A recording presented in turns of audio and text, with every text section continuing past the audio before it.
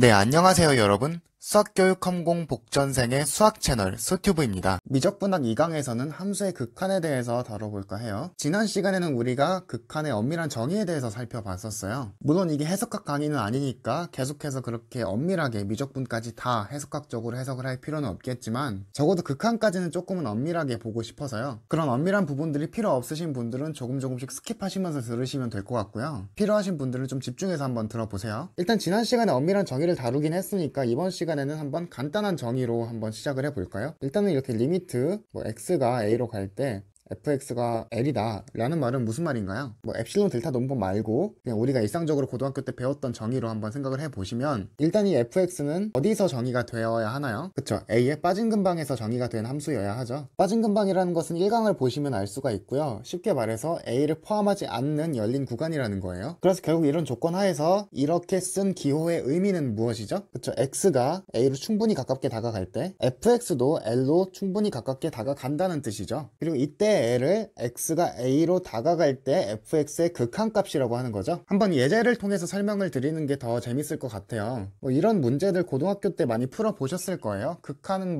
대학교 와서 처음 접하는 개념은 아니잖아요. 그쵸? 그래서 리미트 x가 2로 갈 때 x제곱 마이너스 4분의 x 마이너스 2, 이거의 극한값은 몇이죠? 그리고 이런 거 풀 때 어떻게 풀었죠? 일단은 x를 한번 대입해보죠. 그러면 어떤 꼴이 나와요? 0분의 0꼴이 나오잖아요. 그쵸? 그래서 분모를 한번 인수분해를 해주고, 그쵸? 그리고 일단은 분자를 그대로 써주고 여기서 0이 되는 부분을 이렇게 지워주죠. 그쵸? 왜냐면 여기를 x에다 2를 대입하면 0이 되니까요. 그럼 이거를 그대로 다시 써주면은 x 플러스 2분의 1 해가지고 x가 2로 가깝게 다가가고 있다고 했으니까 여기다 2를 넣어서 계산을 해주면 이게 4분의 1이 나오면서 이거의 극한값이 결국에 4분의 1, 이런 식으로 우리가 풀었었잖아요. 그래서 여러분들이 이렇게 기계적으로 푸는 방법 자체를 모르진 않을 거예요. 하지만 이제 대학 수학을 배우는 거니까 원리를 한번 조금 이해를 해보자고요. 그러면 좀 설명의 편의성을 위해서 이 fx를 여기 주어진 이 함수로 한번 설정을 해보죠. x제곱 마이너스 4에다가 x 마이너스 2, 그렇게 엄청난 얘기를 하려는 건 아니고요. 지금 이 함수를 보시면은 어디에서 정의된 함수처럼 보이나요? 잘 보세요. 이 함수는요, 두 개로 나눠볼 수가 있죠. x가 2가 아닐 때는요, 일단 그대로 한번 써볼까요? x제곱 마이너스 4분의 x 마이너스 2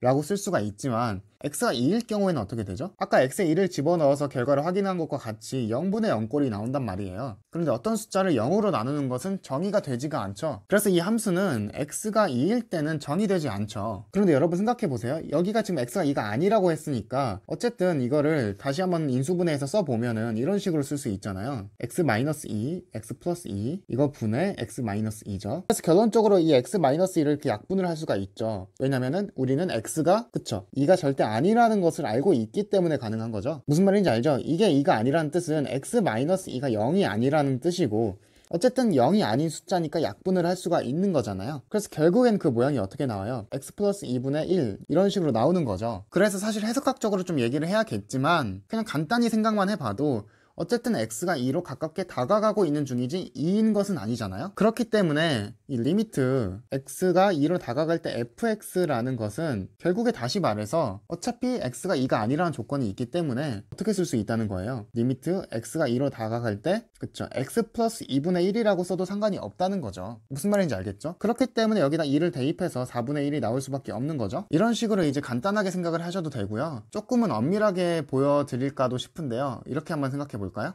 위로 올려서, 어쨌든 우리가 증명해야 될 것은 이거의 극한값이 4분의 1이라는 거니까 이걸 증명해야 되죠. 모든 엡실론에 대해서 이 엡실론에 종속된 어떤 델타가 존재해서 such that 이 델타에 이 빠진 근방 안에 x가 포함된다면 fx-4분의 1, 이 값도 엡실론보다 작을 것이다. 그쵸? 이걸 증명해야 되는 거잖아요. 그래서 이 부분을 한번 잘 보세요. 결국에는, 그쵸, x가 정확하게 2가 되는 부분은 구간에서 빠지죠. 그렇기 때문에 이거를 만족하는 x에 대해서 이 식을 보는 거니까 여기 있는 fx도 어차피 x가 2가 아닌 상태란 말이에요. 그렇기 때문에 우리가 아까 위에서 이 x 플러스 2분의 1이라는 것을 여기다가 쓸 수 있게 되는 거죠. 그쵸? 그래서 굳이 한번 증명을 해보자면 델타를 한 2분의 1 정도로만 잡아도요, 어떻게 돼요? 이 x의 구간을 한번 살펴보죠. x가 이런 구간 안에 있을 때 우리가 결국에 보여야 될 것은, 그쵸, fx라고 쓰지 말고 fx-4분의 1이긴 한데 여기서 x 플러스 2분의 1에 마이너스 4분의 1 이렇게 한번 써볼까요? 이게 엡실론보다 작다, 이걸 보여야 하는 상황이니까 이 부분을 좀 예쁘게 정리를 한번 해보죠. 결국에는 통분을 해가지고 x 플러스 2분의 뭐 4 마이너스 x 마이너스 2 이런 식으로 되면서 이게 뭐가 돼요? 뭐 x 플러스 2분의 뭐 2 마이너스 x인데 뭐 이거를 마이너스 x 플러스 2라고 써도 되고 괄호를 쳐가지고 마이너스 x-2라고 써도 되고 어차피 절대값이니까 이 마이너스 빼도 되죠. 결국에 깔끔하게 보면은 x-2 이런 식으로 된단 말이죠. 그리고 뭐 위아래 분리해도 상관없죠. x 플러스 2분의 뭐 절대값 x-2 이런 식으로요. 그래서 보시면은 델타를 만약에 2분의 1이라고 가정을 한다면 x-2의 구간이 이렇게 된다는 걸 알고 있으니까 이 위쪽에 x-2 부분은 어쨌든 2분의 1보다 작다는 걸 우리가 알고 있죠. 이거 1대 이거를 보이는 거니까요. 그래서 이게 2분의 1보단 작으니까 이 부분을 2분의 1이라고 하고 이 밑에는 그냥 그대로 써줘야 되죠, 일단은. 그래서 우리가 필요한 범위가 x 플러스 2분의 1의 이 값의 범위를 알아야 돼요. 그쵸? 그럼 이걸 통해서 한번 그 값을 만들어 보도록 하죠. 뭐 일단 0보다 크다는 살짝 제외를 해주고요. 절대값을 양옆으로 이렇게 풀어줘 보죠. 2분의 1, 뭐 마이너스 2분의 1, 그쵸? 그리고 양변에다가 4를 더해서 x 플러스 2를 만들고요. 여기는 뭐 2분의 1 플러스 4, 여기 뭐 마이너스 2분의 1 플러스 4 이렇게 해볼까요? 그래서 계산을 해줘보면 어떻게 돼요? 뭐 2분의 9 이렇게 되나요? 이쪽은 2, 4, 8에서 2분의 7 이렇게 되죠? 그래서 이걸 다 역수를 취해주면 어떻게 돼요? x 플러스 2분의 1은 이쪽 역수취해가지고 뭐 9분의 2보다 크고 그쵸? 이쪽은 7분의 2보다 크다 이런 식으로 범위가 결정이 되죠. 그리고 좀만 내려서 이걸 절대값 씌우면 어떻게 돼요? x 플러스 2분의 1을 절대값. 그러면 어차피 이게 양수였으니까 7분의 2보단 작은 값이 될 거 아니에요? 무슨 말인지 알죠? 그래서 이쪽 값이 7분의 2보다 작기 때문에 결국엔 전체적으로 부등식이 2분의 1 곱하기 뭐 7분의 2 이렇게 되면서 뭐가 되죠? 7분의 1보다 작다가 나오잖아요. 그런데 사실 여기서 이 7분의 1이란 값이 중요한 게 아니라요. 이 델타를 2분의 1이 아니라 2분의 7의 엡실론보다 작다로 결정하면 어떻게 될까요? 잘 보세요. 델타가 만약에 2분의 7 엡실론이다. 결국에는 델타를 엡실론에 대한 어떤 함수로 잡아야지 이 증명이 완료가 된다고 했었잖아요. 그러면 델타가 이렇게 되면은 결국에 0보다 x-2 이게 크고 이쪽은 2분의 7 엡실론 이렇게 되면서 이쪽에 x-2가 뭐보다 작게 되죠? 2분의 7 엡실론보다 작게 되죠. 그래서 여기를 아까는 2분의 1이라고 했지만은 여기를 이제는 뭐라고 할 수가 있게 돼요? 여기를 2분의 7 엡실론이라고 쓸 수가 있게 되죠. 그리고 이쪽도 그대로 2분의 7 엡실론으로 똑같이 써주고요. 근데 여기 7분의 2 엡실론이라는 것은 우리가 어디로부터 가져온 값이었죠? 그쵸? x 플러스 2분의 1이 7분의 2보다 작을 수 있으려면 결국에 x-2의 이 절대값의 크기가 적어도 0과 2분의 1 사이에 있을 때만 가능한 일이죠. 그러니까 다시 말해서 2분의 1이 아니어도 뭐 4분의 1이라고 쳐도요. 계산을 해보시면 알겠지만 이렇게 계산을 해가지고 여기가 7분의 2가 나오지는 않겠지만 어쨌든 7분의 2보다 좀 더 작은 값이 나와가지고 어쨌든 이 값 자체는 7분의 2보다 작은 게 맞기는 하다라는 말로 쓸 수가 있잖아요, 우리가. 그러니까 이 델타라는 값이 2분의 1과 같아도 되고 어쨌든 2분의 1보다 작은 값이기만 하면 이 절대값 x 플러스 2분의 1이라는 값은 7분의 2보다 항상 작을 수밖에 없다는 거죠. 그렇기 때문에 우리가 여기서 델타를 2분의 7 엡실론으로만 잡는 게 아니라 어떻게 잡을 거냐면요. 미니멈 2분의 7 엡실론과 2분의 1이라고 잡을 거예요. 이게 무슨 말이냐? 2분의 7 엡실론하고 2분의 1 중에서 둘 중 작은 값을 델타 값으로 택하겠다라는 거죠. 델타를 그렇게 잡는다면 x-2가 2분의 7 엡실론보다 작은 것도 맞고요. x 플러스 2분의 1이 7분의 2보다 작은 것도 맞죠. 어쨌든 둘 중 작은 값을 델타라고 했으니까 상관이 없는 거죠. 이런 테크닉도 해석학에서 굉장히 자주 등장하는 테크닉이거든요. 한번 기억해 두시는 게 좋을 것 같아요. 그래서 결국에 이게 약분이 이렇게 되면서 뭐만 남아요? 엡실론만 남게 되죠. 그래서 우리가 증명하려고 했던 이 부분이 엡실론보다 작게 된다는 것을 증명을 할 수가 있어요. 그래서 요약을 하자면은 모든 엡실론에 대해서 우리가 델타가 존재한다는 것을 보여야 되는 거니까 결국에는 그 델타를 어떻게 결정할지 수식적으로 나타내주기만 하면 되는 거잖아요. 그러니까 델타가 존재한다는 것을 우리가 어떻게 보여준 거예요? 그쵸? 델타는 2분의 7 엡실론으로 하던가 그 값이 2분의 1보다 크면은 2분의 1로 하던가 어쨌든 둘 중 최소값을 선택하기만 하면은 x가 이 델타 2 빠진 근방 안에 있을 때 fx-4분의 1이 엡실론보다 작다는 것을 우리가 보인 거죠. 그러니까 그런 델타를 찾은 거고요. 그러니까 델타가 존재한다는 걸 보인 거죠. 그래서 증명이 되는 거예요. 무슨 말인지 알겠죠?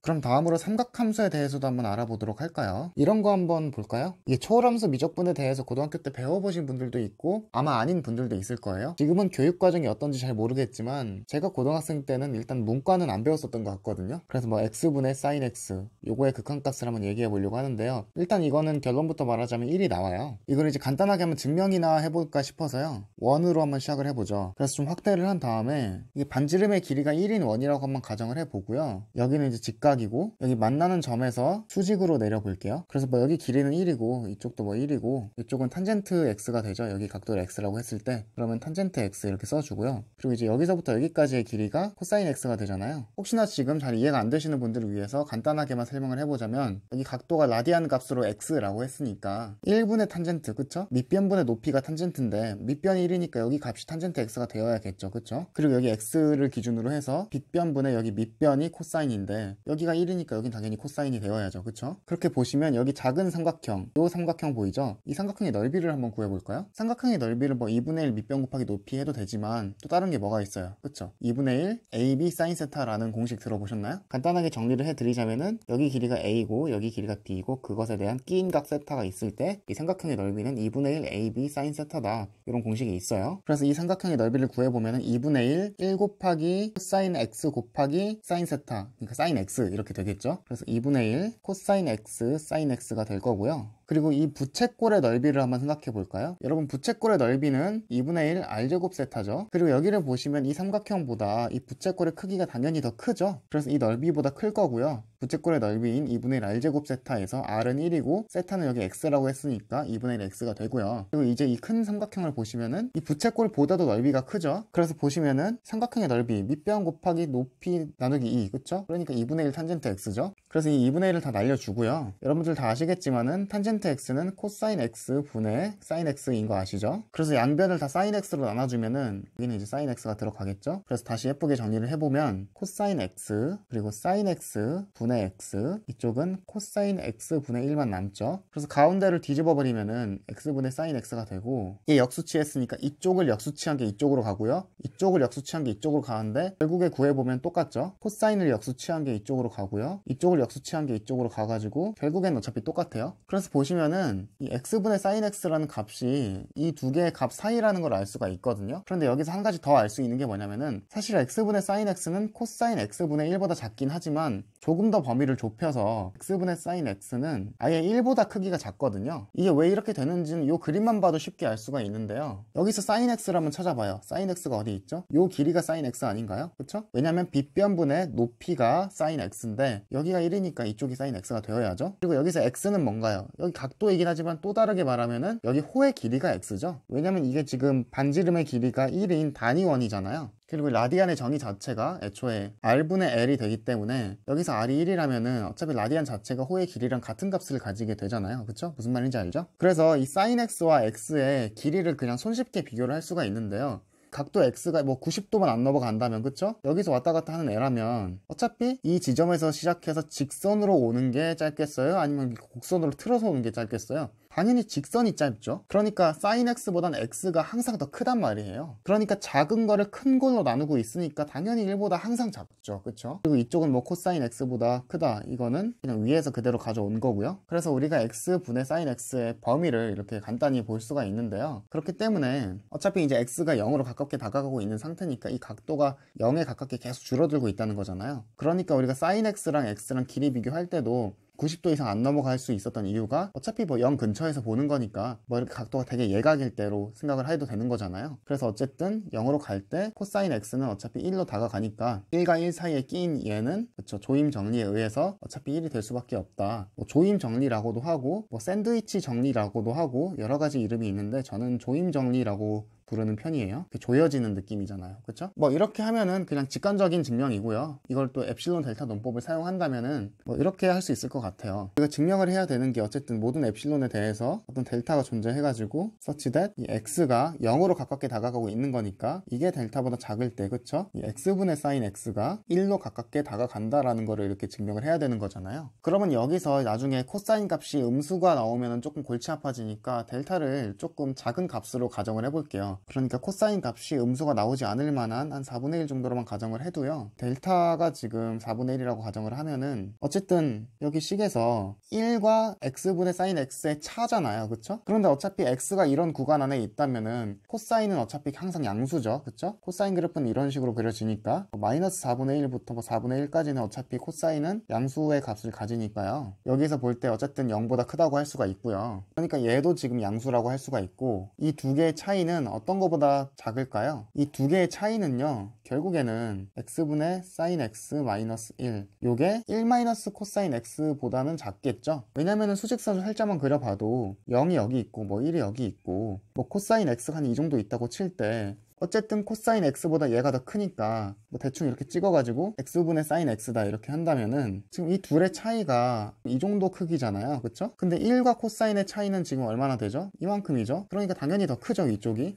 그리고 어차피 코사인 x는 1보다 항상 작으니까 뭐 여기는 절대값 안 붙여도 1 마이너스 코사인 x라고 하면 항상 양수잖아요.